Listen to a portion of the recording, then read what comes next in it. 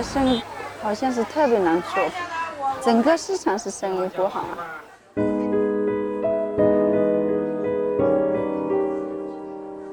生意不景气，义乌商贸城这座全球最大的小商品批发市场，如今门可罗雀。义乌的市场贸易曾经带动了制造业的发展，制造业的发展也支撑了义乌小商品市场的繁荣。但从2016年开始，全国范围内一轮接一轮的环保整治，令民营制造业遭受重创。2017年8月以来，浙江电镀企业停产，义乌小商品产业链的上游工厂如五金工厂、饰品工厂也停业停产。破产了，就是没破产似的，上百个人都住这边只有500来个人啊。500多。现在破产了，卖掉去了。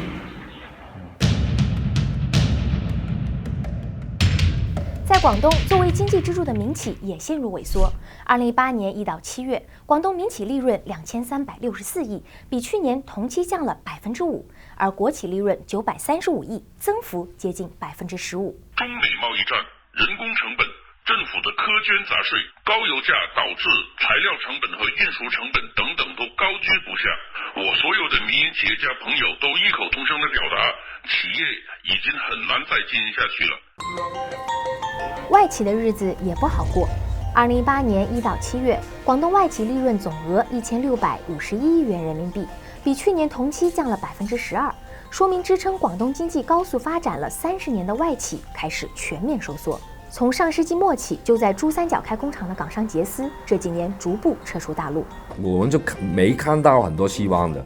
我们做工厂的就这样子说的，很多人都有这个体会，就是一年差过一年。特别如果你在东莞，你会看到哪个变化？有很多人现在都慢慢就已经是一个很近的，现在已经跟以前的东莞都不一样的。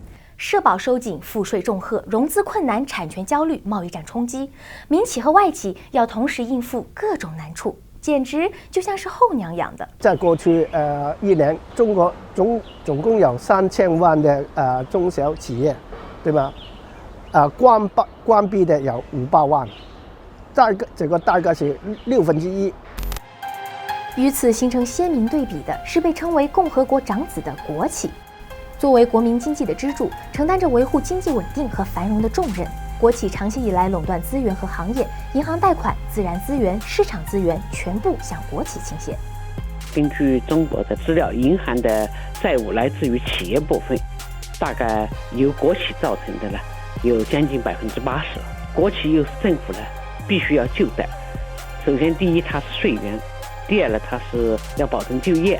即便如此，国企不讲成本、不看效益的扩张，过去10年里，国企资产和负债膨胀的速度远超过其利润增速，投资回报率每况愈下，30多个行业早就处于产能全面过剩状态。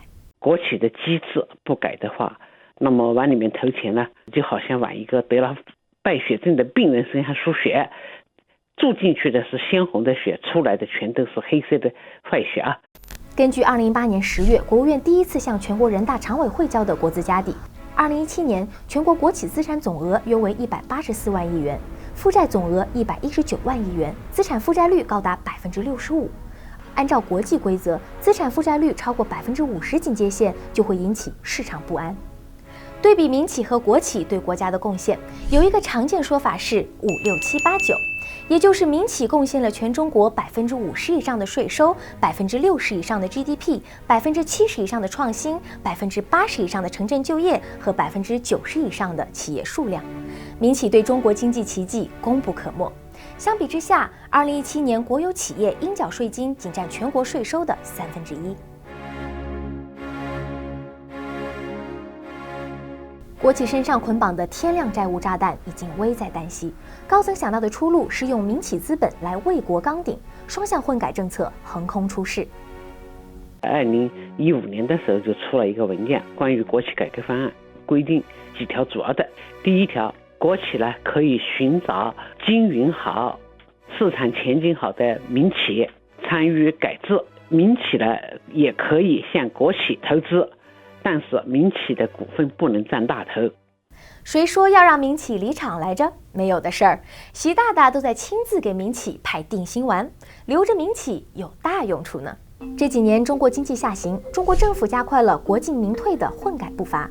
一方面出台有利于国企的财税政策，帮助国企空手套白狼；另一方面，利用去杠杆收紧对民企贷款的政策，逼得民企在债务危机、股价下挫、业绩疲软的重压之下，跪求国企入股。唯恐地方国企混改动力不足，9月中旬，中共中央办公厅和国务院发文，为国企定下一个硬指标。到2020年年末，国企平均资产负债率要比2017年末降低2个百分点左右。接下来的一幕不出所料，据中国官媒《经济参考报》喜报，2018年10月底以来，数千亿国资驰援民企，上市股权转让激增，创近8年新高。目前上百家国企提出混改意向或方案，地方国资委近期更是密集推出资产总额超过5000亿元的混改项目，预计明年混改将迎来新一轮落地高潮。与此同时，民资也在进入国企。2013年至2017年间，央企混改吸收非公资本超过1.1万亿元，省级国企吸收5000多亿元。发改委在前3批共50家国企混改试点基础上，已启动第4批混改试点。国资委也推出国企改革双百行动，404家央企和地方国企要引入民营资本，交叉持股，相互融合。去年8月，中国联通揭开了混改面纱，打响了央企集团层面整体混改的第一枪。随后，联通引入了腾讯、百度、京东、阿里巴巴、苏宁等在内的14家战略投资者，出让35.2%的股份，共募资780亿元。他们的股份分别是2%到5%左右，但必须给联通提供渠道、资源和资金。1年里，联通经营未见改善，但负债率由63%陡降到47%，母公司净利润从6亿元涨到26亿元。接下来，中国铁路总公司高层、中国黄金集团等纷纷表示欢迎腾讯、阿里参与混改。几家互联网巨头密集参与大国企的混改，但在每个国企中都占股不多，说不上话。民企愿意不愿意都没有办法，政府有办法让你愿意。